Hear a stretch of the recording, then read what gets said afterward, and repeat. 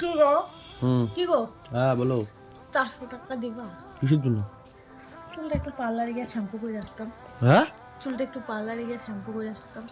শুয়ে শুয়ে শ্যাম্পু করতাম চুলটা। পার্লারে কি শ্যাম্পু চুল শোয়া শোয়া শ্যাম্পু করে? হ্যাঁ শুয়ে এত ফ্যাসিলিটি 400 টাকায়? করা দিবা কি বাবু? 400 টাকাতে শ্যাম্পু করবো? আমি শ্যাম্পু করে দেবো নি?